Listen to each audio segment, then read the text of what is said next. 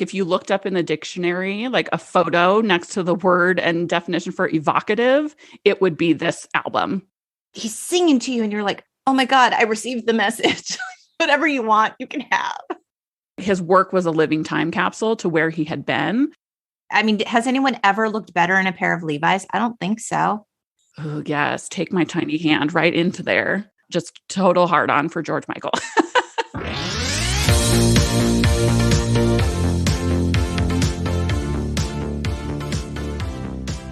Hello, and welcome to the Untitled GenX podcast, a podcast dedicated to the pop culture that raised us. I'm Lori, a writer and pop culture lover who's stupid excited to welcome the whip smart and wickedly talented Jess Sanfilippo to join me in singing the highest praises of George Michael's 1987 debut solo masterpiece, Faith. But before we get into the teacher preacher of it all, I'd like to tell you a little about the millennial with a Gen X soul, Jess Sanfilippo. Jess is the founder of Roadie Social, an innovative marketing solution for touring musicians who are dedicated to elevating the modern artist-fan relationship on the road. Thanks for joining me on the pod, Jess. Hello, I'm so excited. Oh my God, me too. It's like so overdue. I feel like since we've known each other, because it's been a decade plus. Yeah. It's been a long time. I've always felt like, like the honorary Gen Xer. And so I was like, yes, this is the perfect moment and the perfect record to talk about. I'm like so amped. Man, I'll tell you, I kind of broke the rules by bringing you on. It's an unspoken rule, but it's a rule. You are a millennial and we don't want there to be a divide, but sometimes there is a little bit of divide, but you have some mad Gen X soul in you. You really are the exception. Thank you. I mean, thank God I'm not the rule. I don't like rules. And I don't know what it is about you. You just have a deep appreciation for Gen X culture. Super true. I mean, as much as I grew up a millennial, I grew up on Gen X pop culture because of my parents, so this is like a distinct honor I hold with lots of pride and precious energy. So please no one come for me. And or if you come for me, I can take it. Jess is a badass chick. She does not play. So, okay, as the founder of Roadie Social, you have a deep, deep and abiding love of music. Tell us a little about what music and specifically George Michael mean to you.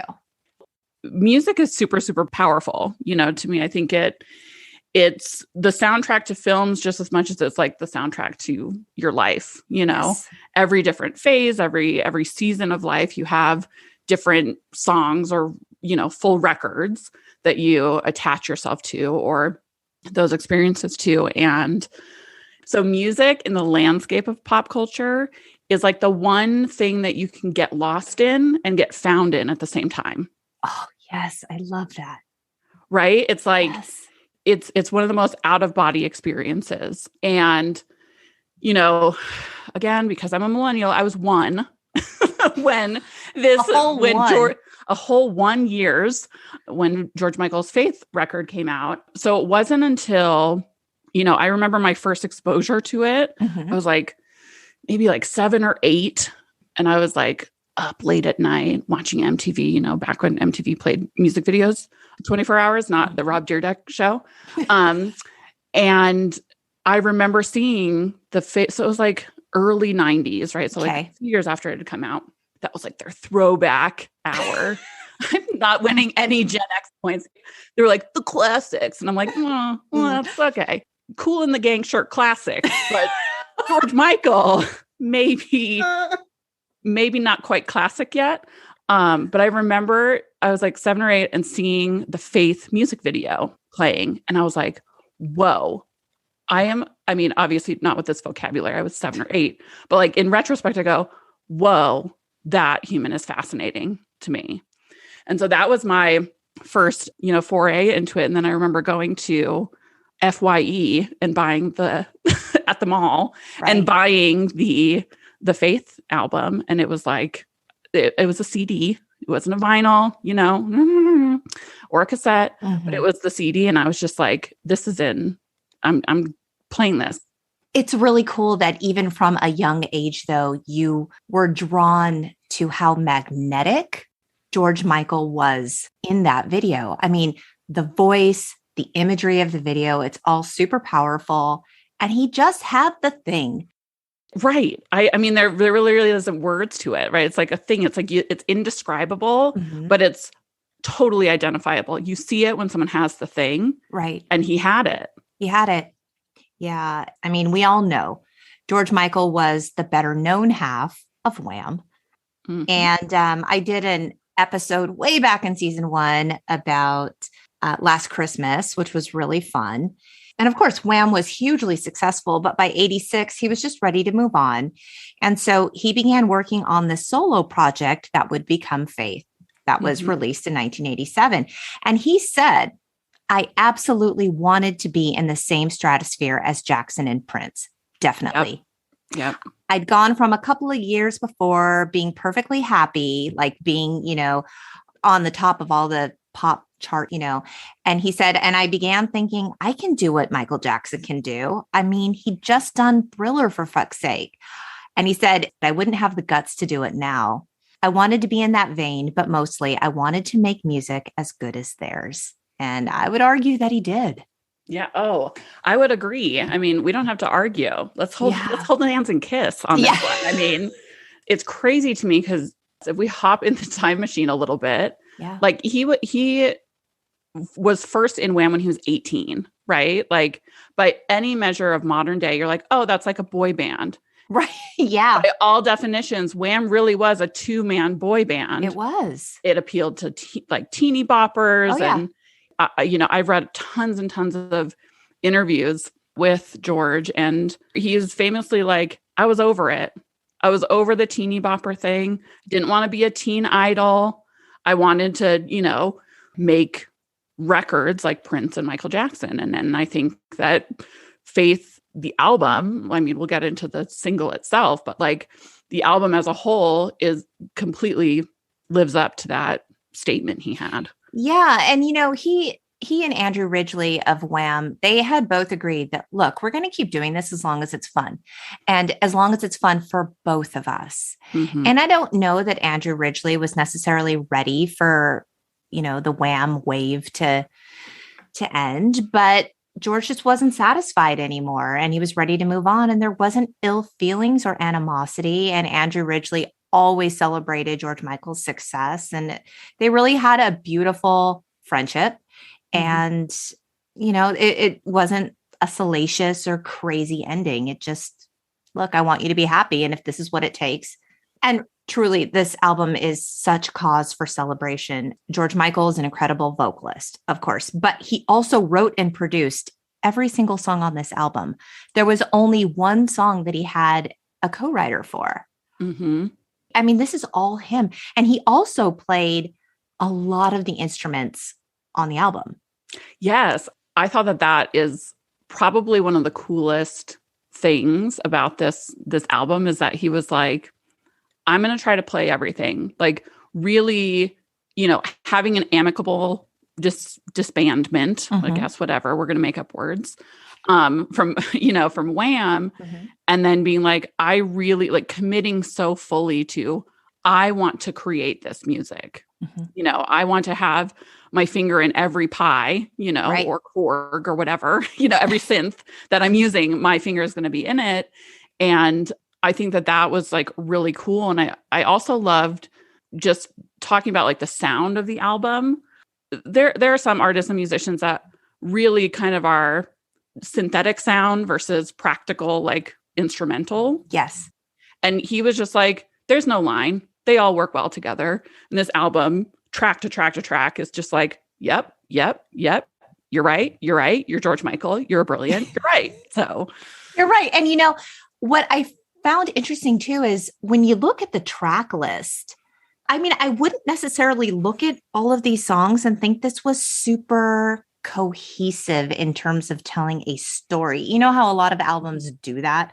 Like they are all in a similar vein, if you will. Like if I think of, this is a terrible example, forgive me, but I'm ready for this. I have Taylor Swift on the brain today for some reason, but who doesn't? Every day. I love Taylor, but I'm just saying like each of her albums has a very distinct sound and the songs all seem to go together in the larger vision of that album, right?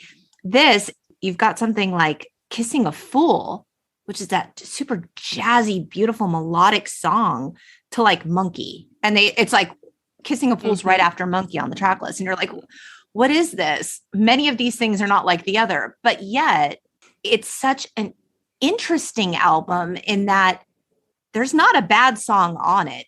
You don't know what you're going to get, I guess, from track to track. And I kind of love that about it. And it doesn't make it feel chaotic or messy in any way.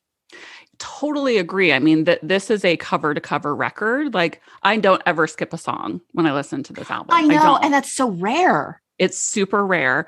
And I think too, it's really fascinating to me when there is a solo record that someone who is formerly in a band or a group makes, how you can tell, and I think that that's why people connect to them. Like that debut solo album is, in a lot of people who are fans of an artist, is like, that's the one. You could release 10 more albums, but that first one is the one. Right. I think it's because they take us on this journey. And I think George took us on this journey of like exploring what his sound was, right? Yes. Like from track to track, he's like, let's just like see what sticks, or like, I'm going to do a give no fucks like discovery of their personal sound. And I think that that's what this album does. I think what you mentioned earlier, the Monkey and Kissing a Fool, like those being back to back in the track list. And I mean, also on the track list, you've got I Want Your Sex followed by One More Try. Like, whoa. Yes. Like whiplash. It's a whiplash, but it's so good. You're like, yes to both of these things. They incite totally different feelings and emotions out of me. And I'm into it. Yeah. Like the epitome, like if you looked up in the dictionary, like a photo next to the word and definition for evocative, it would be this album cover. Yes. Right? It would. A lot of the time when I go back and I re-listen to things that I really loved growing up, sometimes it disappoints. And this one really didn't. This was a joy through and through. And my first exposure to this album, I was friends with a girl across the street who was a couple years older than me. And I Want Your Sex came out as a single, and that came on in her room, and she knew the words, and like she knew this artist. And I'm like, what is this? And of course, I mean, I've said it a million times. I went to Christian school. I was just like, oh my God, my ears were shocked by this, 1987. I think I was maybe in 6th grade. This was a lot for me, like mind blown. It's like I wanted to dance to it, but at the same time, I'm like, oh, this is scandalous, much like a virgin. I was like, oh, right. I love it, but oh, it's so illicit. Yeah, it was that Secret Rebellion song, right? Yeah. And I think that I loved that track. Well, I mean, technically 3 tracks because it's the 3. Yes. But I love it so much because it was, you could tell lyrically, but very explicitly when you came to the lyrics, how introspective of his own personal sexual experience and exploration it was for him to write that song and like embrace it like he did. And so I, was years later when I was mature enough, 7 or 8, seeing Faith, I was like, this is enough tight pants butt situation for me. And, and then I, getting older and stuff and kind of being like, oh, whoa, like as I'm moving into adolescence and puberty and exploring my own sort of like that pleasure center of self and being like, oh my gosh, this is whoa. I mean, it's like, I feel like that is my expression for everything George Michael related. It's just like, whoa. Yeah. It was shocking and necessary and amazing. And I think it gave a lot of people freedom in a way, like to express themselves in a way. Yeah. Freedom. No pun intended, but, or all the puns intended. Or all puns. Yes. Yeah. to express themselves. And I thought that was really awesome. And of course, the album was released on October 30th, 1987, like we said. So Mark Coleman of Rolling Stone said, George Michael was one of pop music's leading artisans, a painstaking craftsman who combines a graceful knack for vocal hooks with an uncanny ability to ransack the past for musical ideas and still sound fresh, which, yes, because there are throwbacks to sort of older sounds, particularly in Kissing a Fool, that sounds modern and nostalgic at the same time. Right. Kissing a Fool is such like a jazzy, loungy, but it doesn't feel dated. It feels timeless rather than dated. Yes. Exactly. Mm-hmm. And that one in particular, I'm like, oh, this is that he was in his Frank Sinatra era when he wrote this one. Like you can feel it when you listen.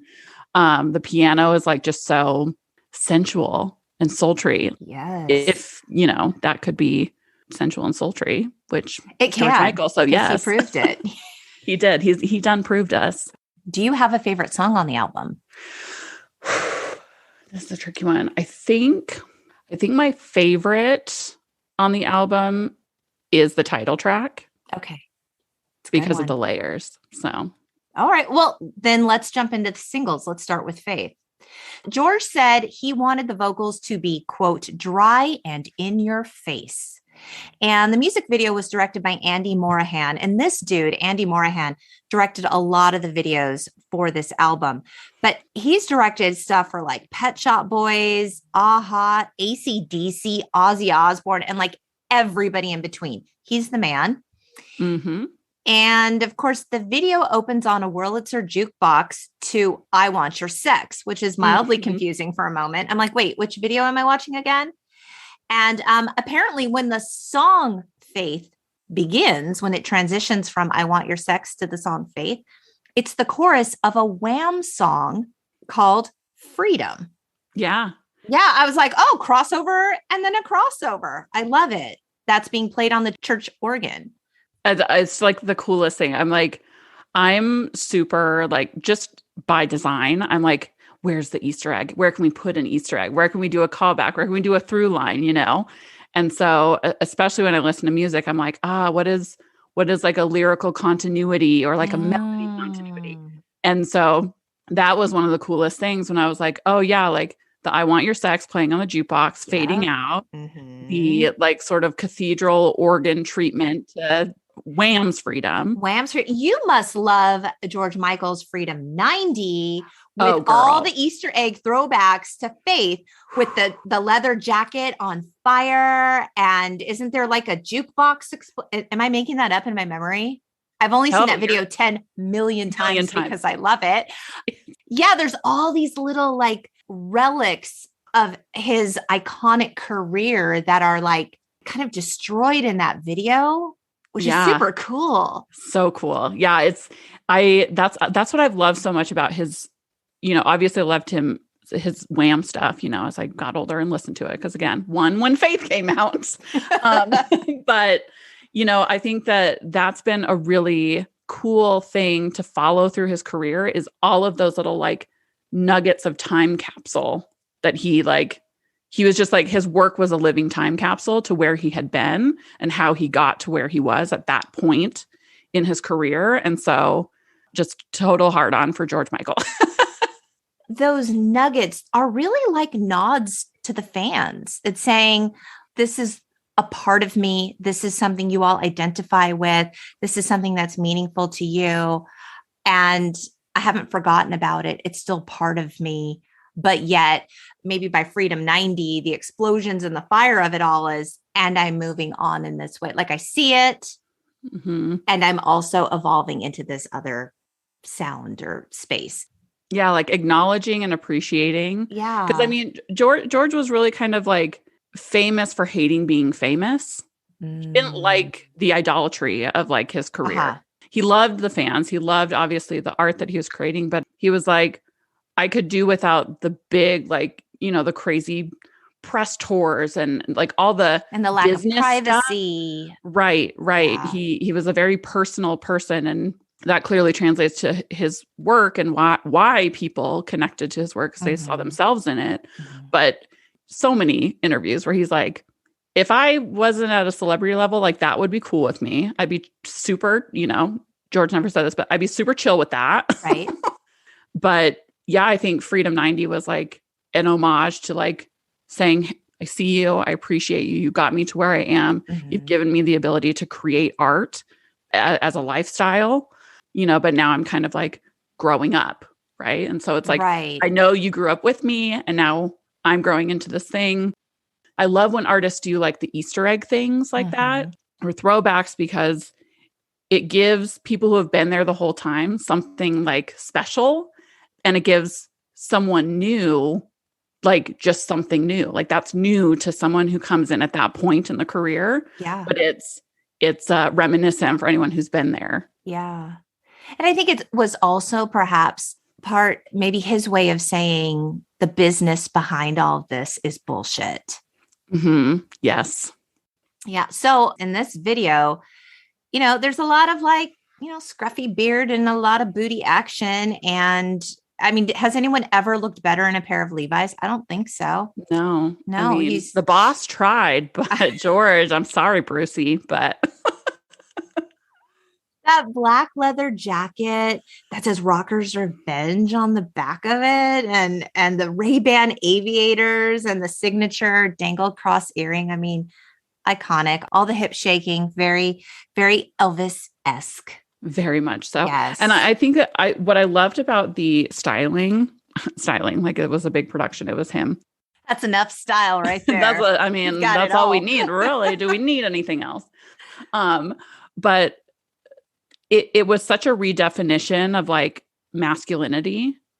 Yes. In fact, I'm glad you said that because authors Bob Batchelor and Scott Stoddart said that this video depicts George Michael as, quote, a masculine sex object.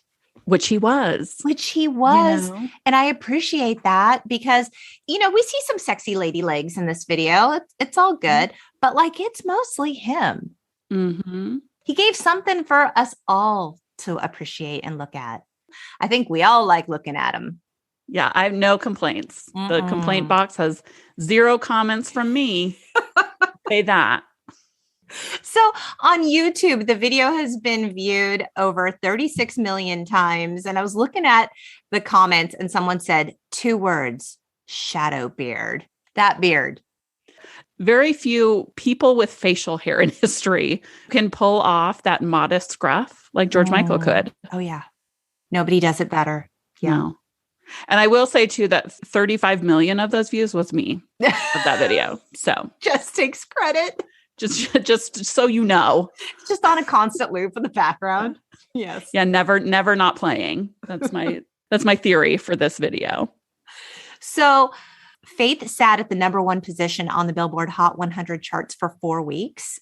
So Limp Bizkit covered it. Oh gosh, see. I know. Now we're getting into sensitive territory. This is the low point of that single. Let's be real. No, but so now I'm just putting things together. This is a great episode for me as an honorary Gen Xer living in a millennial body. Okay. To do this particular album and this track because I was fortunate enough. Again, I was like 7 or 8. Limp Bizkit, I think, came out in like the late 90s, like 98. They added it to their record. I blacked out in the late 90s, so I don't really know. Well, that's fair. We all should have. But I remember that a lot of my friends, that was the first time they had ever heard the song Faith. Yes. And I was like, got to be that like hipster bitch that was like, well, actually, and like push my glasses up my nose and say the original was George Michael, blah, blah, blah. So that was really interesting because, I mean, George hated it. He absolutely hated it. And that's fair. And it's very fair. So, I mean, I don't know that I have a lot of positive opinions about the Limp Bizkit cover. But, I can give an A for effort in the strategy behind it. I mean, if it leads people ultimately to George Michael, then it's okay. We gotta win. We got an A+, right? Yes, because someone said in the comments, I like the Limp Bizkit version, and my mom was so upset. She made me listen to the original, and I instantly understood why. Limp Bizkit was absolutely terrible compared to the original. I will never forget that lesson. I mean, there's nothing in the original Faith that says, know what this could use? Demonic screaming. Not a single note, nothing, no run. No. No. Zero. So thank goodness to that mom of that human being, because I think we all learned some important lessons.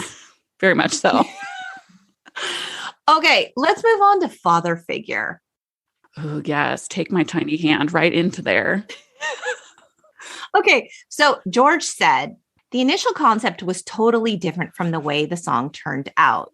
The initial concept was to make it a kind of mid-tempo dance track. He cut the snare on the board. Don't know what that means, Jess, just letting you know. And suddenly it changed the whole entire mood of the track. Suddenly it seemed really dreamy. And I thought, well, hey, this is actually so much better. So I worked the rest of the track around this spacey type sound, and it ended up in my mind being the most original sounding thing on the album. It is very dreamy. It's a mood. Yes, it is by all definitions the ethereal track of the record. Yes. No question. So taking the snare off of the what that means to me. Basically he stripped like the really sort of tinny drum that would have been in there. Yeah, I guess I know what a snare is. Yeah, okay. Yeah, so it's like the snare drum. So that in my opinion, the amount of money I would pay, probably like $10.99 to hear the version with the snare. Yes. Would be fascinating. And I would love to at some point in my life be like, oh, that's fucking cool. But yeah, I can see that stripping that away really gave it that sort of like that floaty sound. What were your impressions on the video? I will say this is the video I'm the least familiar with, to be totally honest. Me too, which is weird because I know every single lyric to this song. Yeah, I was sort of like, had I seen this before? I don't know. I thought the same thing. Had. Yeah, I was like, but how is that possible? Right. Because he did 4 single releases from this record, right? Father Figure was one of them. So one would assume this is like the mainstream moment. But yeah, I haven't spent like barely any time with it. But I will say, not having anything to point to on the video question of this, but like, I think that this track was his Prince song. Oh. My brain associates Father Figure so much with like, sort of like a floaty, sultry raspberry beret. Okay. Like if you kind of think of both of those songs. Yes. Like, this was his Prince era song, right? I can totally see that now that you say it. If you can make Prince sexier, George Michael did it. If it's even possible. It's very hard, but he managed. So the girl in this video, the woman, her name is Tanya Coleridge. She was a model, and later she was the power drill girl in Van Halen's Pound Cake. Just if you care to go check that out. I'm very familiar with Van Halen. Like that's why I grew up. I grew up on like the Van Halens, the Metallicas, the Aerosmiths. Okay. So I know the power drill girl for sure. That's her. And so in this video, I guess she's a model and he's a cab driver and he wears his aviators driving the cab at night to pick her up. And they've got this love affair, but then it's intercut with scenes of him pulling pictures out of magazines of her and tacking it up on like what could only really be described as a murder board. I don't know why anyone would do that. You know, all that's missing are like the red strings, you know. Right. They've got this like very passionate sexual relationship, but then she's cheating on him with the photographer. And then, I don't know, they break up and then they're back together. I'm not exactly sure what happened in this video. It's moody and a little spooky. Yeah, I'm obsessed with the art of music videos. Like, you want to do just a whole podcast about music videos? Let's do it. Okay. I think it was so like counter to the song, in my opinion, which I guess in its own right is a form of art.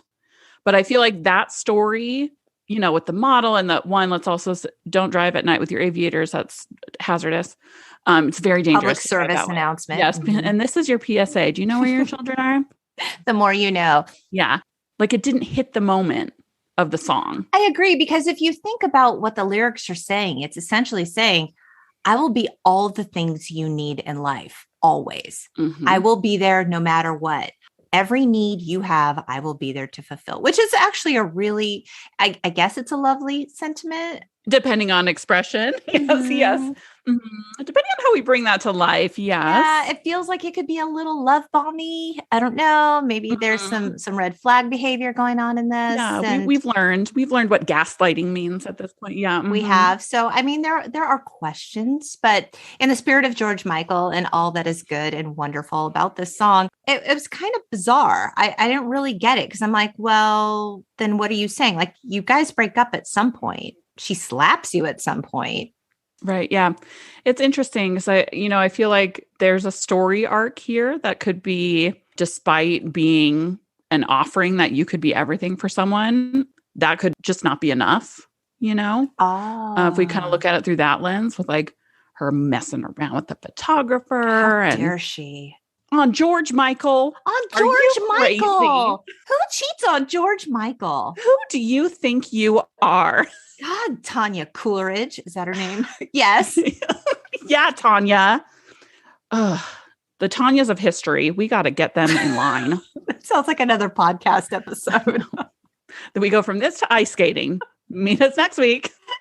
And of course, this video, it's a lot of models and fashion show and stuff. And again, it's sort of that whole, Freedom 90 from Listen Without Prejudice, and then the Too Funky single from the Red Hot and Dance project.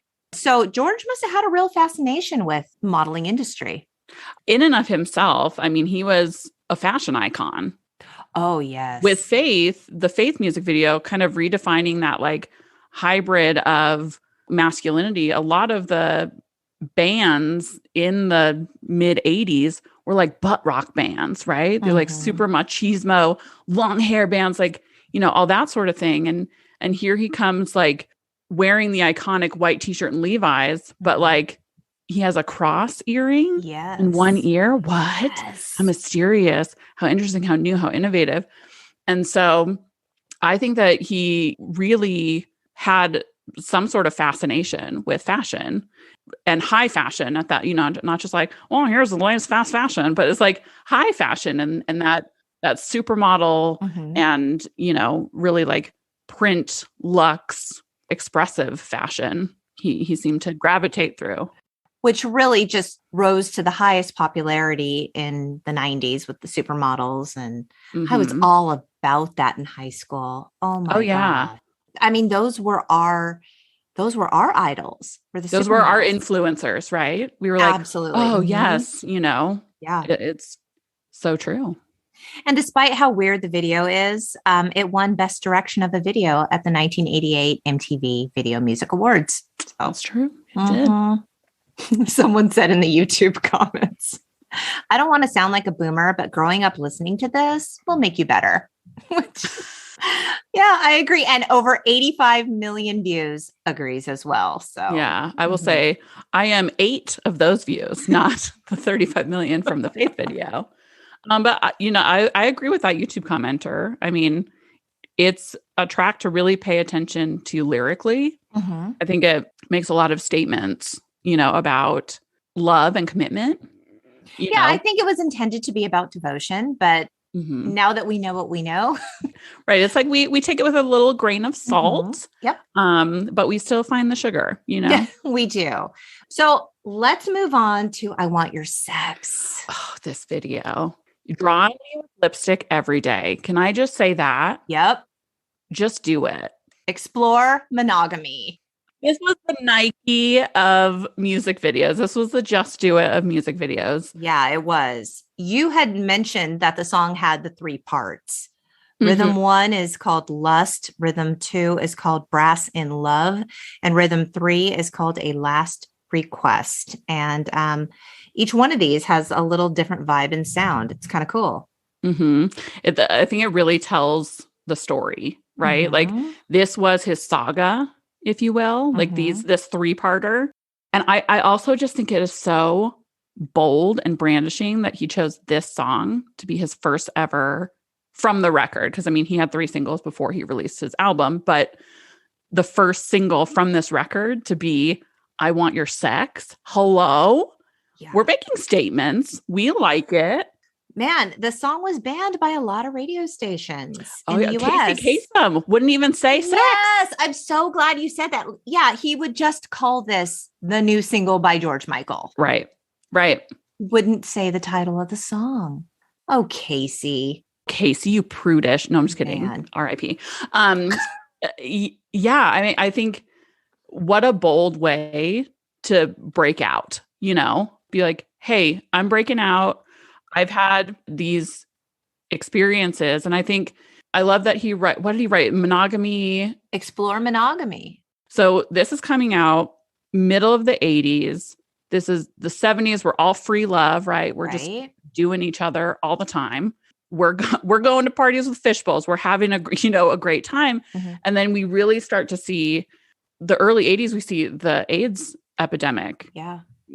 And so I think that, he was a sex symbol, plain and simple. Like we objectify the man. We've done it plenty of times, in this conversation. And knowing that he had such a platform and he had such a symbolism to him about sexuality and sex, for him to make a statement like this was super, super powerful. It had a huge impact on rethinking multiple sex partners and that sort of thing. So I just think it was bold in multiple ways, melodically, lyrically, visually. It was just really well done. Yeah, because even in the lyrics, it says, I want your sex. I want your love, right? And it also says sex is best when it's one-on-one. Yeah. And, MTV would only play this video late at night. They weren't even putting it on their daytime rotation. And George Michael didn't understand why. He's like, why is this such a big deal? He said, the song is not about casual sex. He found the act of monogamous sex beautiful, and he wanted to express that freely. And the girl in the video was his then girlfriend. She was a celebrity makeup artist, Kathy Jung. And he wanted her in the video to further illustrate that he was in a monogamous relationship. And he once called her his only bona fide girlfriend. He said, it was totally real. Kathy was in love with me, but she knew I was in love with the guy at that point in time. I was still saying I was bisexual. She was the only female that I ever brought into my professional life. I put her in a video. Of course, she looked like a beard. It was all such a mess, really. My own confusion. And then on top of that, what I was prepared to let the public think. So at the time, I think he was in his own state of trying to figure things out and what he wanted to publicly divulge. Although he was in love with the man, but he was in a monogamous sexual relationship with her, his girlfriend. Yeah, I think one of the lines that sticks out to me from that is the boys we trust and the girls we don't. You could see him in, real time recorded, but real time, like navigating that sexual identity, right? Being in the season of bisexuality, having the one romantic female partner that he had. And then, it's kind of like moving through that, through the song. And then, there was such a kind of like, like head scratcher, because the visual of the video was very heteronormative, but the lyrics were very suggestive of maybe something a little bit more in the middle of that. Interesting. Yeah. And it's a really sexy video. I mean, from all the satin sheets and butt close-ups and water. Yes. They did the trifecta: butt close-ups, water, satin. Yes. And he actually never performed this song live after the Faith World Tour. That's the only tour he performed it on. Yeah. Yeah. Wow. Yeah. And the song peaked at number 2 on the US charts. Rolling Stone editor David Frick described this song as a new bump and grind original that sounds more like Prince's stark, sexy kiss than anything in the Wham catalog. So true. This was also his Prince era. I mean, let's be real. It was. And, you know, in some of these tracks on the album, you hear what sounds like a female voice. It's actually his voice. That's so wild to me. It's wild because I forgot the song. Do I have it written in my notes? I was trying to look up who was the singer, who was the female on that track. Nope. It was him. It was him. He just went. Oh, Hard Day. If you go back and listen to Hard Day, that's his voice. It's wild. Okay. I have to listen to that one. Yeah. And they were saying like that is very reminiscent of Prince's female alter ego. I think her name is Camille. Mm-hmm. And when he does the female voice in his songs. And so really cool. So cool. I just love the influence from musician to musician. It's so cool to see how they absorb that and digest it. And then like, I don't want to say regurgitate. That sounds so okay, cool. Great language, great vocab choices, Jess. But like how they intake that and then output it. Yes. Someone in the YouTube comments said, this 5-minute video is a million times hotter than all of those horrid 50 Shades books combined. Millennial approved comment. Yes.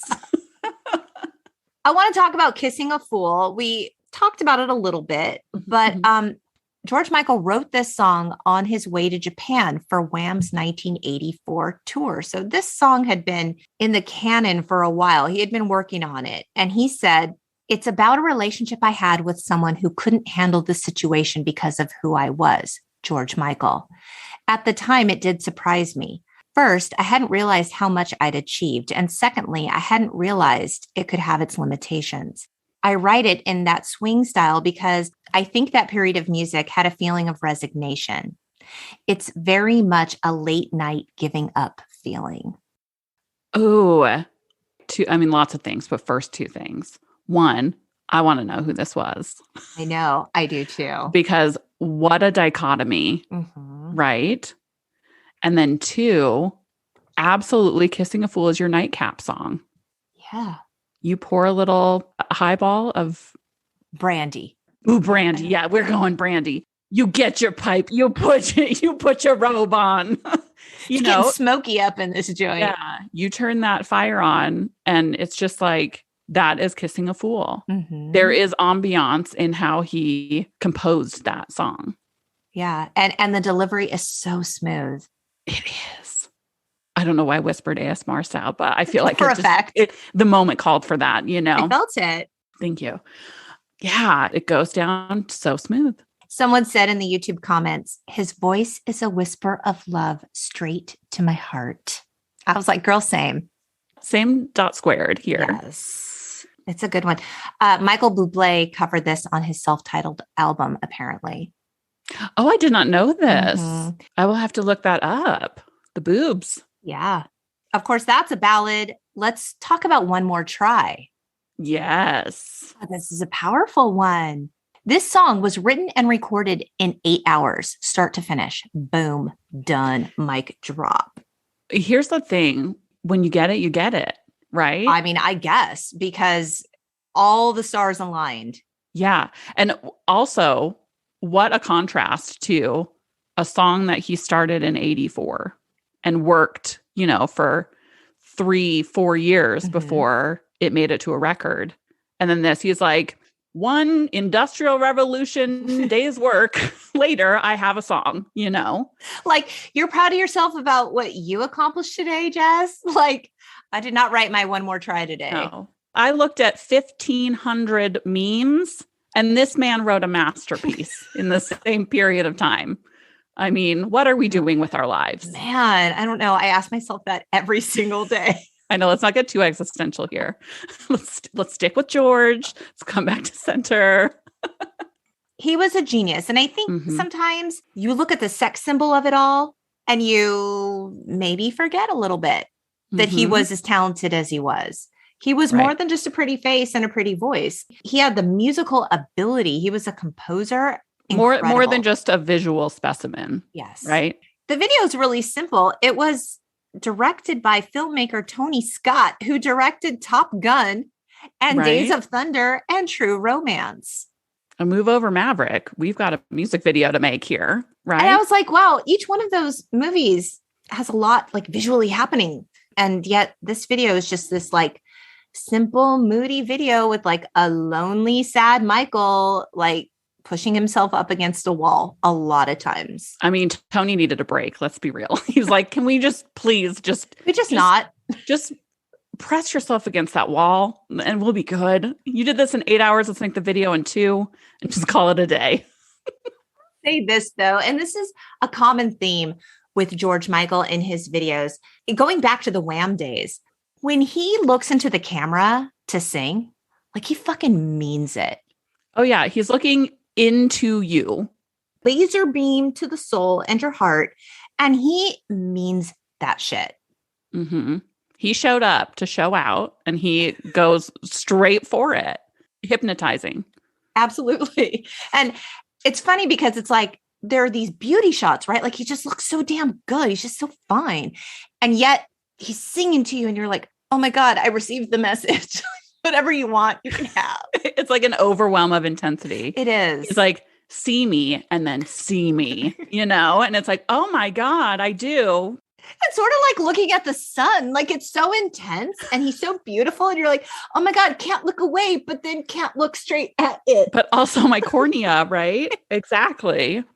Optometrist, not approved. Oh, what do people say about it? Okay, so this has been viewed over 142 million views. This has been viewed a lot more than Is it the most of his from this record? It sounds like it so far.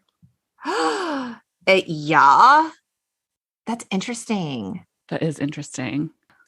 Someone said, still the most emotional song to come out of this era. I mean, the man takes us on an emotional journey. Mm-hmm. He does. Mm-hmm. And it hit number 1 on the US charts. I mean, it did very well. Yeah. I mean, maybe that's the telling point. Simple is better. And really the spirit of the song, sad. It's about a breakup and like, can't you just give me one more chance? And can't we just make one last shot at this? And I think it's been viewed so many times because this is a pretty universal human experience. Right. Digging into it and looking at it from that perspective, you're like, I don't want the pomp and the circumstance. Like, I just want, let's just try it one more time, get all the fluff out of the way. Let's just make it really fucking simple and take me back, baby. Take me back. Which leads us to Monkey, which I really love this song. Same. And the words are kind of dumb. They are. It's so silly. It is the most frivolous of all 9. It really is. I read somewhere that he said, I don't have the exact quote, like, I don't even care if when you strip the words away from my songs, it sounds dumb. Like when I'm writing a dance track, I just want it to be like a cool, awesome dance track. It doesn't matter what the words say, because at some point he does say, why do I have to share my baby with a monkey? Yeah. And I mean, okay. I'm like, are we poetic? Is this literal? Are we going figurative? Like, I'm sure it's figurative. Like yeah. You have this monkey on your back. Like I have to share you with this other thing, this stressor in your life or whatever. But I don't know. I was focused on the fact that he was wearing the hat and the suspenders and dancing, which Paula Abdul choreographed this video. Did she really? Mm-hmm. That's so bonkers. I know. My gosh. Talk about another icon. Let's be real. Love her. Yeah. So the video basically just cuts between concert footage of George Michael's 1988 tour. Mm-hmm. He's very energetic on stage. I have huge regret in that I never had the chance to see him in concert. Did you? Same. I did not. No. And it was definitely on my bucket list. Oh, yeah. I mean, he is so, like, he's running around on stage and so much spinning. Oh, I know. I was like, where is your equilibrium? Do you have any? I know. Even in the choreography where it's him against that like white background and he's doing the dancing, it's kind of seizure inducing, honestly, but lots of spinning work. Yeah. But he was a very visual performer. Mm-hmm. There's no denying that for sure. So this song also reached number 1 on the US charts. So It's a fun one. I like it. It's a bop. It is a bop. It is a bop. Yeah. The lyrics are nonsense in a way. I think if you take them at face value, they're nonsense. But if you do dig in like figuratively, you know, monkey on the back is like the weight of something, you know, that kind of has some sort of effect on every other thing. We get it. I mean, I have a monkey on my back right now. Like I'm already like thinking about what I'm going to make for dinner. I hate that monkey on my back. It's on my back every goddamn night. I know. Okay. So in terms of legacy, this album sold over 25 million copies. It was the best-selling album of 1988. Yep. And in a 1988 interview with Jet magazine, he said, I was much happier with Faith being the #1 Black chart album than I was when it became the #1 pop album. There was so much more of a sense of achievement. I knew this album would be a shock or a surprise to people in this country. The up-tempo side of the new music is more overtly sexual, more Black. So it was the sound that he was going for. Yeah, I think it goes back to what we were talking about earlier, where the first solo album from someone who came from a band, like defining that sort of like, you know, what is my personal sound? You know, from interviews I've seen, I've read the Jet article, you know, he really wanted to genre jump. That's a tongue twister. Yes, it is. Genre jump from that really pop centric. And I mean, Faith is even categorized as a pop album, you know, obviously on the charts and any sort of streaming or listening service, that's where it's categorized. But it did feel so much more like funk and soul and R&B than just like straight pop. I agree. And the quality of his voice and what's so amazing about his talent is that he really could transcend genre, right? Like you can very much get a sense that George Michael could sing an entire gospel album and kill it, right? Yeah. Then you've got the jazzy kind of sound. Then you've got more funk and soul, like you're saying. Then he can also do the pop. He just crossed all the lines. And that's just true talent right there. Yeah, exactly. Faith won Album of the Year at the 31st Grammy Awards. And in terms of his sexuality, he came out in 1998. He was an active LGBTQ rights campaigner and HIV/AIDS charity fundraiser. He had problems with drug use. He was arrested for public lewdness. And there's a 2005 documentary called A Different Story that covered his career and personal life. And I haven't seen it, but I heard that it was really good and that it told more of the whole story. And that's something I would be very much interested in seeing. So he was also incredibly philanthropic. All the proceeds, and it's a lot, of Last Christmas from 1984 and Band-Aids, Do They Know It's Christmas, went to famine relief in Ethiopia.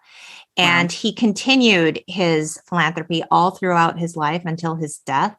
And he died 2016. I know. Okay, he died on Christmas Day, 2016. Oh, such a loss. I know. It's been like a lifetime, but 6 years. So that's wild.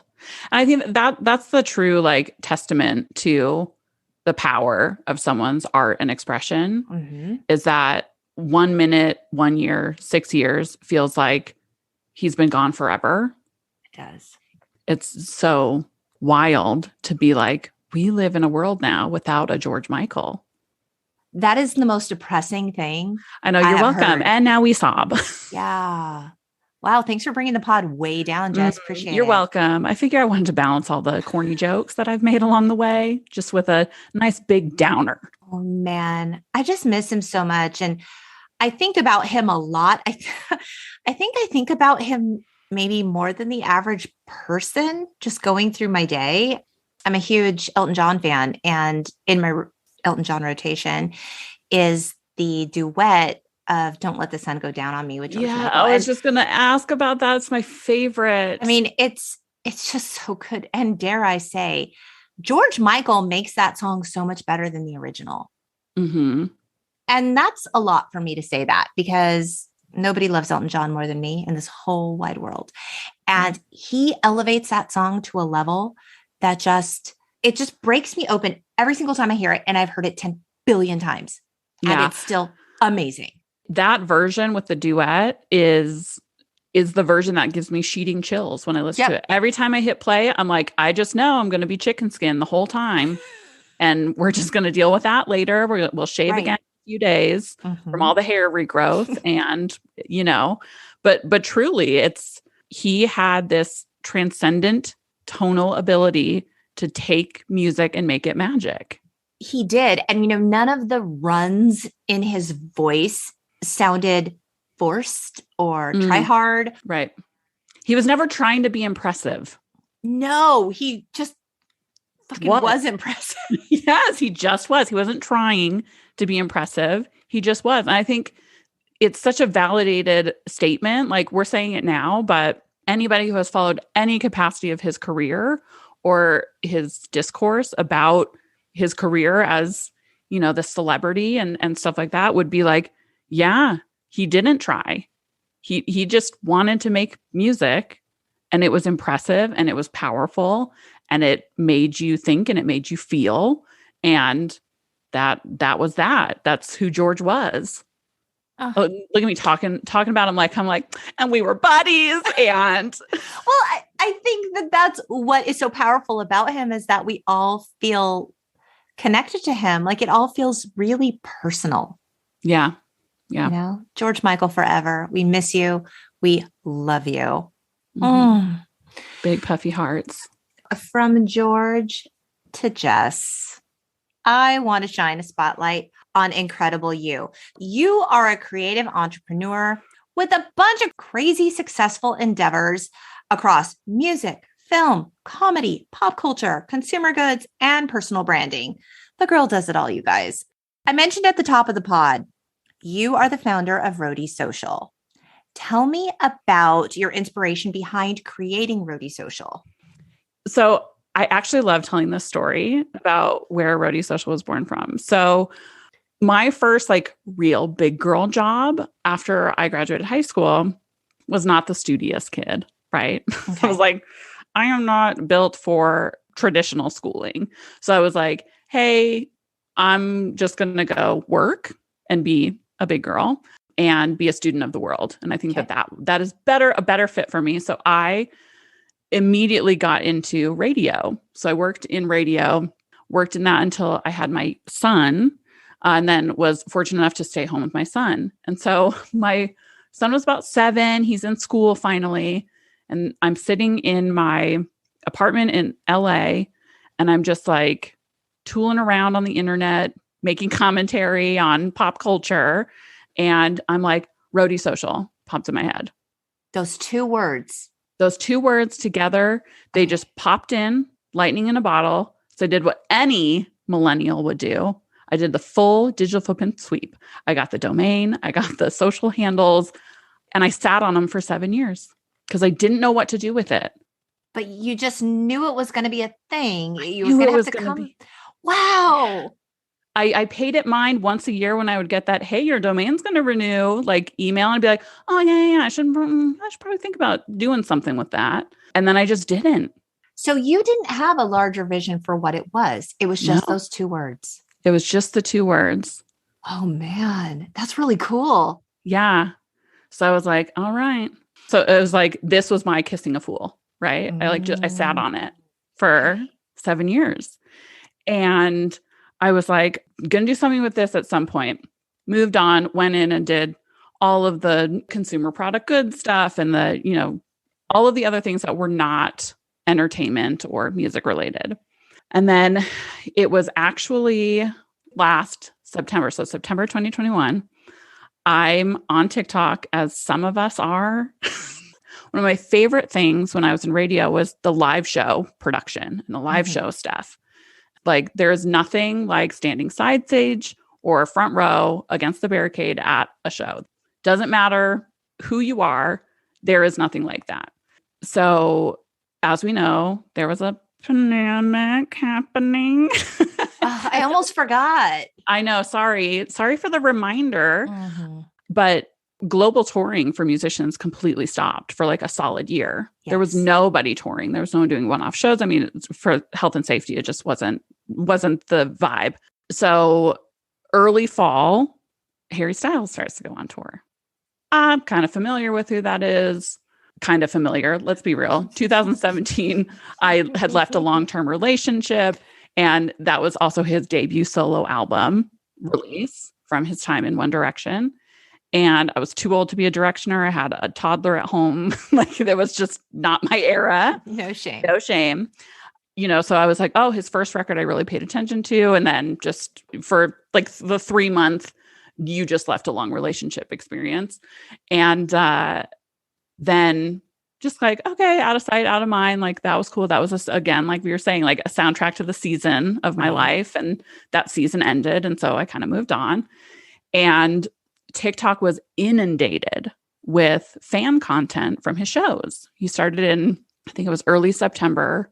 And I was like, this is fascinating to me. So I just started to really study the fan content for him. And then I kind of dipped into other fandoms of modern day, and of people who are touring and still performing and stuff. And I was like, this is absolutely incredible, because I don't know about you, but I used to get a Tiger Beat magazine and send a check to an official fan club to get a personal letter from the band mailed to me, and be like, oh my gosh, I'm in this fan club. And it's like, it was just a badge of honor. It really wasn't something.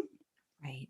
And when I'm paying attention to this, I'm like, oh, this is the something that was missing from that sort of like era of, fandom and fan clubs. And seeing all this content was the perfect exposure for Roadie Social to click. Because I was like, this is all unofficial content. This is all unofficial experience that's happening. Right. Fan generated. And, the pandemic and not having the ability for artists to tour and have that emotional energy exchange, you can't replicate it online. There will never be a day where a metaverse means more than an in-person interaction, just plain and 100%. Mm-hmm. And so that had been on a hiatus for so long that when the fans had an opportunity to stand in the same room and have no differences to exist because they were existing in shared joy, it was like the rocket ship, right? Yeah. So much so that, it used to be like, oh, the record label or, oh, your local radio station would be like, hey, so-and-so's coming to town, da, da, da, da, da. And for so many different reasons, the fan commitment was like, shaky, right? Shaky at the end of the year.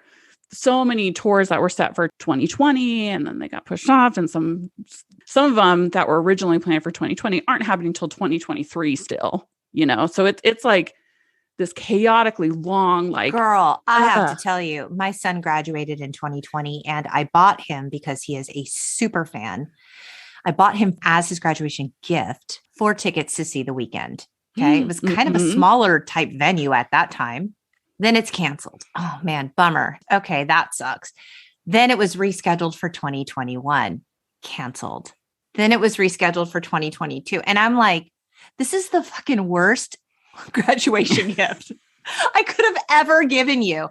He finally now has tickets to see him again. But yes, he had wanted that so bad for so long. And it was like, how do you forge and create and encapsulate that experience that's meaningful to the people that should be there or want to be there or ultimately can be there? What is that going to be for them? Because that is absolutely my favorite part about attending concerts. It's being in a shared space with people who are feeling just as passionate about what they're hearing and seeing as you are. Yeah. It's so rare in life to be able to click with that many people in like a single moment. Right. To be in a room with hundreds to tens of thousands of people who are strangers, but for those 90 minutes, you're friends. Your best friends. Nothing else matters but the moment you're sharing in that experience. There was an artist I was paying attention to who went on tour. It started early this year, February, and was doing theater shows. So, right, like maybe 2,000 capacity max. And I happened to hop into an Instagram live stream of just a fan that was in the front row that just had their Instagram live open, was 90% immersed, obviously, in the show, being there. And there were consistently, for the entire 90 minutes, 80,000 people watching that stream. It never dipped below 80,000 people, which was insanity. This was this person's first record and first tour supporting the record. Wow.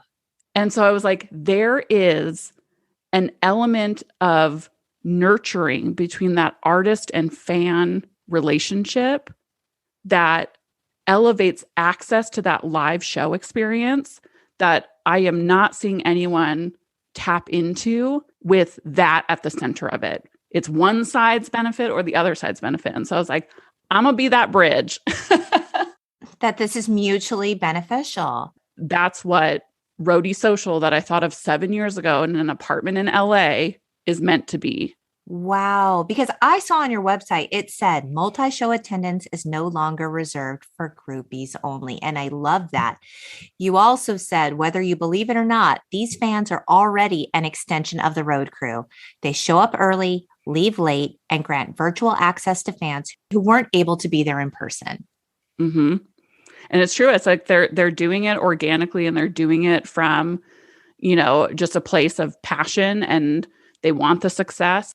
There's no gatekeepers when it comes to music. I mean, sometimes it's like the old hipster thing. It's like, you don't even know this band, that's like, that doesn't exist now, because everyone's like, dude, the more I get people amped about this artist or this band that I'm into, the more opportunities I get to see them, whether that's standing in the room or watching someone's live stream. So I think that fan engagement is something that sits right now in this silo of, I guess, the traditional industry gatekeepers, like labels and stuff like that. Right. Mm-hmm. And artists being more and more the source of who the fans trust when information is communicated. Like Columbia Records could not say, oh, this is da-da-da-da about this artist. But if that artist says it from their Twitter account or whatever, the fans are like, okay, I feel more comfortable. I feel more confident about showing up to a show in the swirl of a pandemic or any, scenario that could be like, do I want to financially commit to this? Do I want to physically, and healthily commit to this? Right. So kind of moving that ownership of opportunity and connection to the artist teams, as opposed to kind of like the monolith and monopoly of like the business people. The business side of it. The suits. Yeah, the suits, man. Stick it to the man. So that's really what I'm really looking to pursue with Roadie Social, is to be that artist team side. And that's who I really talk with the most, is artist managers and artists themselves about like, hey, how do you want to do this? Because they're like, yeah, our brand developed like light speed comparatively to, where we were before everyone was stuck at home, and we don't know whose hands to put that in. And so I was like, right. It's incredible. I have two very large hands. So welcome. You put it in Roadie Social's hands. I did. Yeah. So you put them here. Oh, very cool. Yeah. So why don't you tell people where they can find you? So you can find me personally on Twitter at Shugalippo. We'll spell that out. I didn't swear at you in some weird language. It's a made up word. And then you can follow Roadie Social on Instagram and Twitter. RoadieSocial.com is where you can learn more about that. Great. Oh, that's so exciting, Jess. I mean, I can't think of a better fit for you. Thank you. And the fact that it came to you, it's really something like from the heavens. Yeah, it's something that, to get really woo-woo about it, it's something that led me instead of me leading it. There's something special there in spending the time that we have being led by something that feels bigger than ourselves, our own like ego or interest or what have you. So. Oh, so great. Okay. Well, before I let you go, I'm doing a thing where I ask lightning round questions to my guests. This is my favorite type of thing. All right. Pearl Jam or Nirvana? Nirvana. Best fast food fries. McDonald's. Favorite 90s fragrance. I didn't wear perfume yet. I was too young. Oh my God, shut up. I'm a baby. Shut up. Okay, what did your mom wear, Jess? My mom did not wear perfume. You are making me feel real old now. And I was like, oh no, it's my tell. I don't know. Aqua de Joe, is that 90s? I have no idea. I don't know. Okay. We'll pretend that's it. Okay. Man. Okay. Well, Calgon, take me away. Go. Next. Did you ever own a bucket hat? Oh, yeah. You're going to need to produce some proof for me to use on Instagram. So okay, well, I will get those. That. Yes. Okay. Brandon or Dylan? Dylan. Okay. What was your first car? My first car was a bright red Chevy Cavalier. Oh, nice. What year was it? It was a 1997. So it was like, again, aging myself and making Lori feel weird. Like it was it was pretty brand new. Okay. And the answer to this one's probably no, because I didn't file taxes in 1989. No, I was 3. How did you know? Were you a latchkey kid? I actually was a latchkey kid. You were. I was. Okay. Yes. Bold choice for your parents, considering how old you were and how the tide was changing. Right. I mean, here's the thing. I listened to your episode with Whit. Oh God, love Whit. Yeah. And actually, after the episode, I called my mom and I was like, Mom, I want to talk to you about this because I feel like this was my upbringing and it's wild. She was like, yeah. She was like, you guys would get yourself up into school and you would come home and feed yourselves like an afternoon snack, sometimes dinner before we got home from work. So you were getting yourself to school and home. 100%. The number of times I missed the bus and had to ask a neighbor to drive me to school, embarrassing. But I couldn't have one more truancy on my record. So, or call my mother at work. She'd be furious. Right. But yeah, that was the situation for us. And it's like, I grew up at the end of a cul-de-sac, fairly safe suburban neighborhood in Arizona. And that's what we knew. Okay. What was your after school snack of choice? I really loved Dunkaroos. Comfort classic. Okay. Film that traumatized you most as a kid. And considering how young you are, this is probably something we all watched in college. So go for it, girl. I was like, well, when you had your 4th baby, you're like Insidious. No, Labyrinth really fucked me up. Oh my God. Yeah, it was scary to me too when I was a kid, but I love it now. Yeah. Oh yeah. I'm obsessed with it now. I'm like, Bowie, you done did it. Oh yeah. But yeah, when I was a kid, I was like, I can never sleep again. So okay. First concert. My first concert was actually Ozzy Osbourne. Shut up. As a kid, I was a huge Black Sabbath fan. Shut up. Yeah, no jokes. No one would guess it. They're like, what? Miss Pop boy band? What the what? Yeah, Ozzy Osbourne was the first one. I was 9 years old. Okay. It was actually the first year of Ozfest before it was a fest that toured. So it was like, yeah, Desert Sky Pavilion. It was my first introduction to Secondhand High because we were up by the lawn seats. Yep. And I was like, that smells like skunks. And my mom's like, well, darling. And I also got to see a white British butt. He mooned us. I remember that vividly. Some things we never forget, Jess. Ozzy Osbourne's ass cheeks, unforgettable. Crazy train, right? Yeah, total crazy train. So were you a little bit like you were a fan of the music, but the actual fandom of it, how did that make you feel?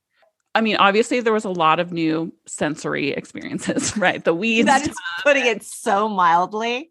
Very mildly. And, just the smell of old stale beer, that people spilled because they were rocking so hard and head banging and, all that kind of stuff. But yeah, I just remember being literally mesmerized with the stage.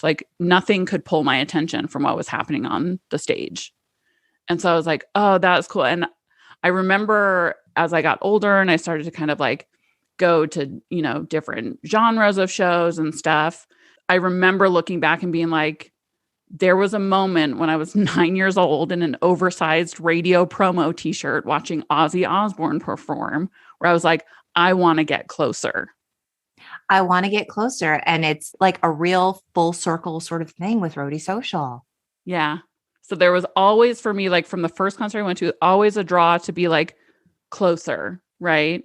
And I remember my boss in radio really saw a lot of things in me that I mean, I was so green to the industry. I was so green. I was just like, oh, this will be cool. Work at a radio station. Like I'll sort through CDs all day. That's cool. I might meet some rock stars along the way.